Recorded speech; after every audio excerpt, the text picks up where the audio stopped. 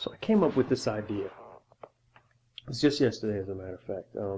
I said to myself, you know, it's July 2nd. That means there's 27 weeks left in the remainder of this year.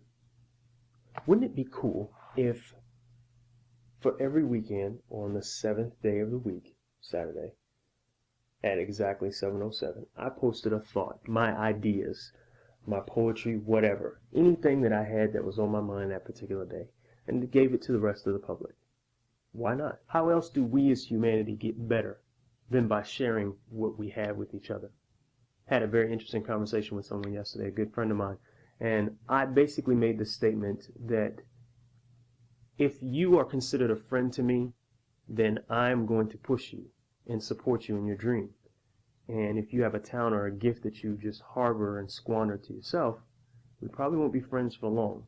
And that may have came off a little harsh, so somebody questioned me about it and said, well, does that mean that if somebody doesn't live up to your expectations, that they should just find another friend?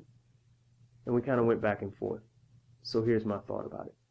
If you have a gift, not sharing it is not just hurting you. That's just how I feel about it. I was fortunate enough to be blessed with the gift of, I guess you could say, spoken word or talking to people, an individual that's kind of open-minded. So, you know, I share ideas differently and present myself fairly well. At least that's what I've been told. So I try to share that as much as possible. And then I also brought up the point that what if there were other people who didn't share their gift?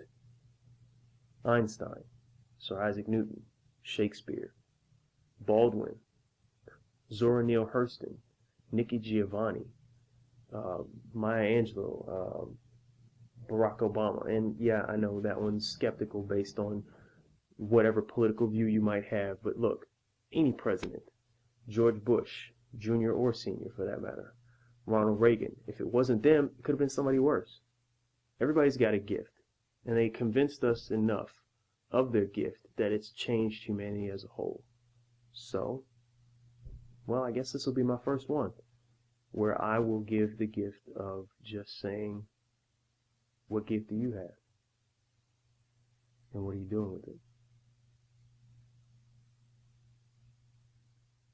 Welcome to my segment of thought.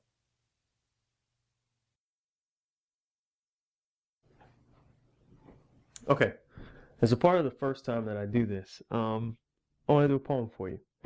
And I've noticed this very interesting phenomenon lately where, have you ever seen on these blog sites where people will be like, oh yeah, I'm about to do this hot freestyle, and then they'll break out their phone and they'll start reading it off of their phone?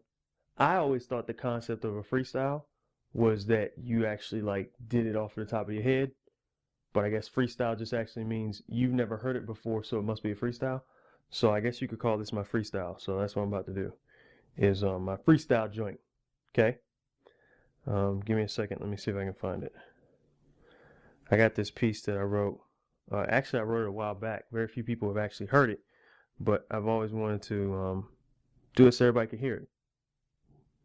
See what it looks like. Give me some feedback, as it were. Sweet. All right.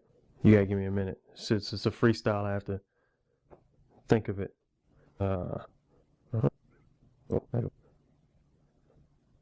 Taking longer than I thought.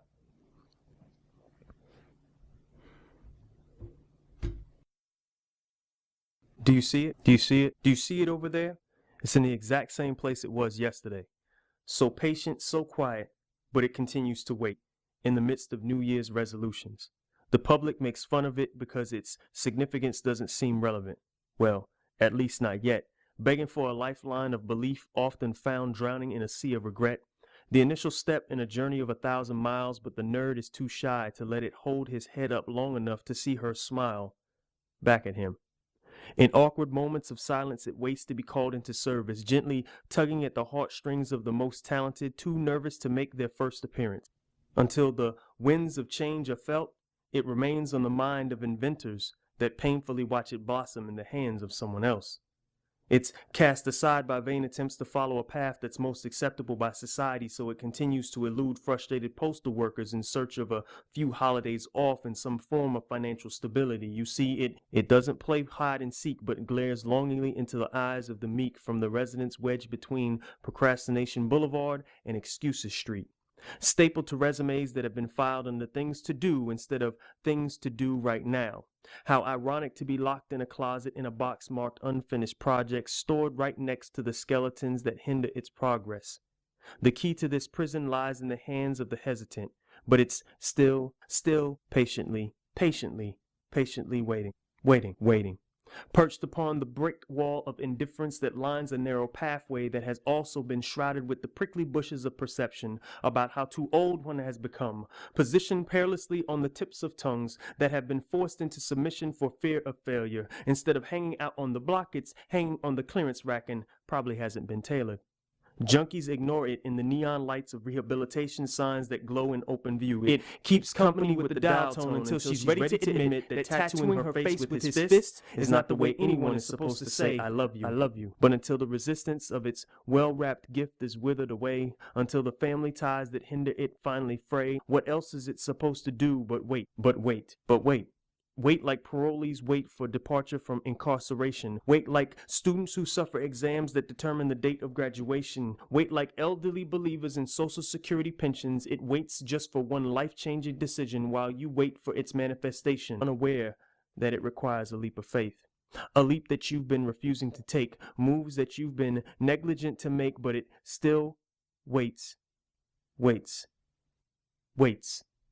Because contrary to popular belief, its presence isn't announced by the likes of magnificent musical scores. Opportunity may arrive in modesty because there is no law that says it must always knock on your front door. Knowing that even eagles must fall a few times before they are ever able to soar, I guess the only question opportunity has to ask you is what have you been waiting for?